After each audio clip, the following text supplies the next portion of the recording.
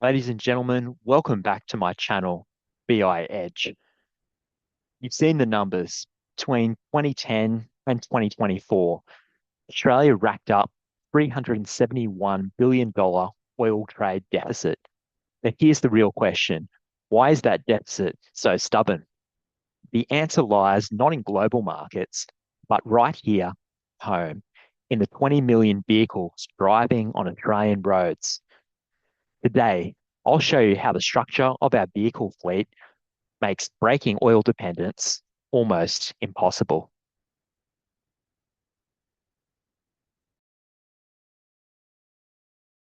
What do we see in the 2021 register?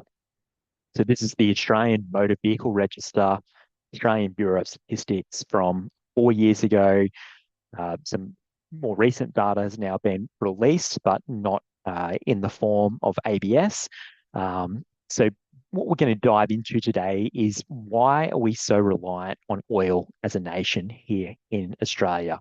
So some key points I just want to point out here to start off with is the average age of a vehicle is 12.8 years.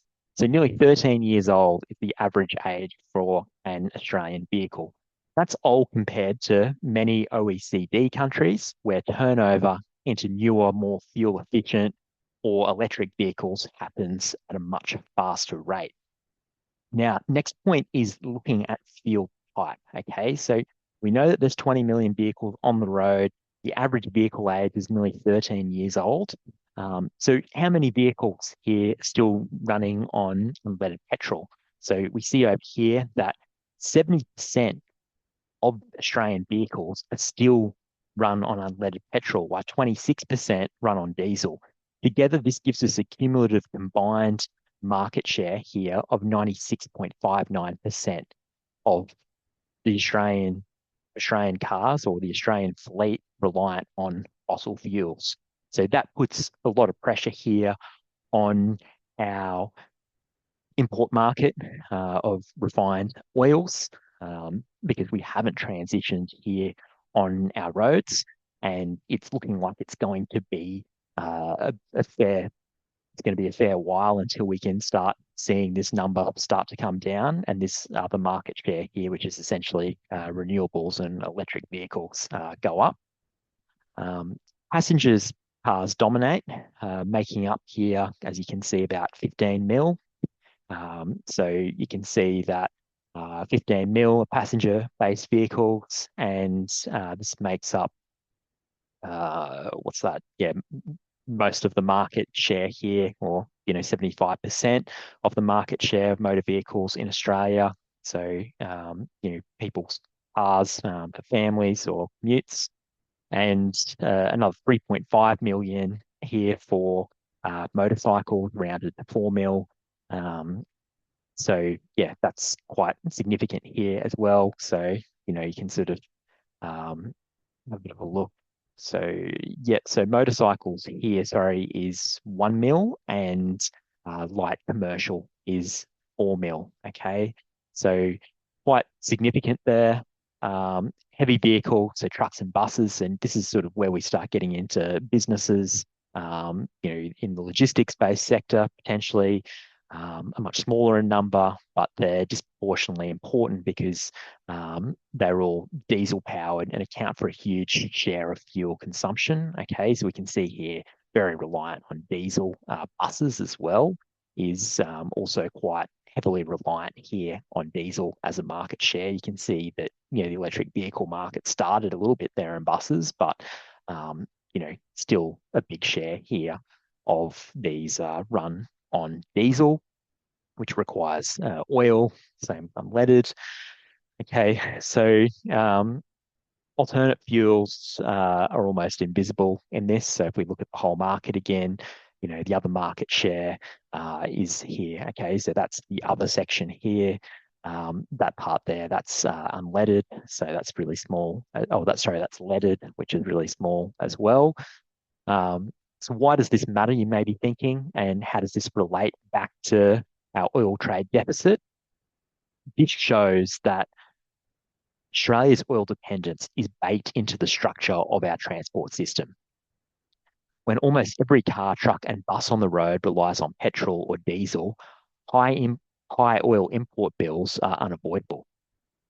The other critical factor is fleet age, with cars lasting 12 to 17 years, depending on category, as we can see here, camp van and heavy rigid. Um, Australia is slow to cycle out old vehicles. So that was the point I made before, 13 years versus the OECD average. Even though EV sales are starting to grow now with government policies and initiatives, it will take decades before they make a dent in the Australian national fleet. That lag effect means that even if oil prices crash like they did in 2020 over here, um, see here that oil prices crashed here down to $41 a barrel. Our balance of trade here was a lot less comparatively to past years here, where oil prices were a lot more expensive. So even if this even if this happens, um, you know, because we've got so many vehicles on the road that can't run without oil, when prices spike like they did in 2012 over here of oil, and then again here in 2022, our import bill implodes and gets really big. So we can see that over here in 22 here, um, you know, we were importing $65 billion there um, in crude oil or in oil um, because the crude oil average was high and we needed to service this. Okay. So cars on the roads are really playing a big sort of problem with Australia's balance of trade deficit here for oil. So looking ahead now, what does this mean going forwards? Policymakers, it reinforces the urgency of tackling Australia's oil reliance. That could mean incentives for faster EV adoption, accelerated retirement of older, less efficient vehicles, or building resilience in supply chains for refined products, given we have limited local refining capacity in the oil sector with those refining facilities being shut down. For the economy, it suggests that Australia's oil trade deficit will remain large for years to come unless we actively transition the vehicle fleet. Simply waiting for EVs to gradually filter in will not be fast enough. And for households, it's a reminder that fuel costs and the cost of transporting goods will remain tied to global oil price volatility, not something we can control domestically. Okay, so come back over here again to this and global oil prices here. We can see that our imports massive relative to our exports here of oil, and that creates our balance of trade deficit up here, and that's the 371 billion shortfall that I discussed in previous videos. And then over here, we have the same here, okay, as we can see that our balance of trade here is really high, and we're so reliant here on the price of crude oil on the international market, which has a level of control with OPEC and those particular based sort of institutions that control that particular price. So we have really we need to come off that to bring down the oil balance of trade deficit in our country. Either that, or we start refining oil on the domestic market again to secure oil for lower petrol costs on the domestic market. So I guess in summary here, I just want to before I conclude, just go through a few points here just to talk this through a little bit further for those who are really keen and interested. So passenger vehicle here, if we look up, what we're sort of looking at here, we can have a look at where they sort of sit in the total market share. Okay, so passenger vehicles here, we're sort of quite high here in the other section here. So out of the total here of the sort of cars using electric vehicles, passenger vehicles were quite high in this data set.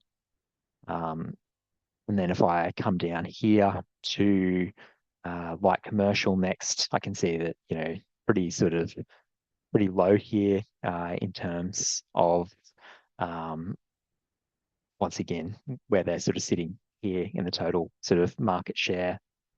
So probably comparatively to um, the comparatively to passenger vehicles, they're pretty close. All around that 2% of vehicles around that are using electric vehicles. So Australia would really need to focus on potentially trying to roll out electric vehicles at a much faster rate, and then expanding renewable energy operations, and then feeding that back into the Australian motor vehicle market to try and then bring down this over here. Okay. So this is just another factor here that sort of links in to why we're so reliant on oil in Australia. So in summary here, part one in the previous video of this series showed us the outcome, a huge oil trade deficit linked to global price swings. Part two shows us the underlying cause, a vehicle fleet of 40 million, where more than 96% of cars still run on petrol or diesel, with an average age of over 12 years old. Australia's reliance on oil isn't just an international trade story, it's written into the cars we drive every day. Thanks for watching today, guys. If you found this analysis useful, don't forget to subscribe and let me know in the comments. Should Australia focus on building local refining capacity to secure supply, or should we move faster to electrify the fleet and break oil dependence altogether? I'd love to hear your thoughts. Thanks for tuning in. Cheers.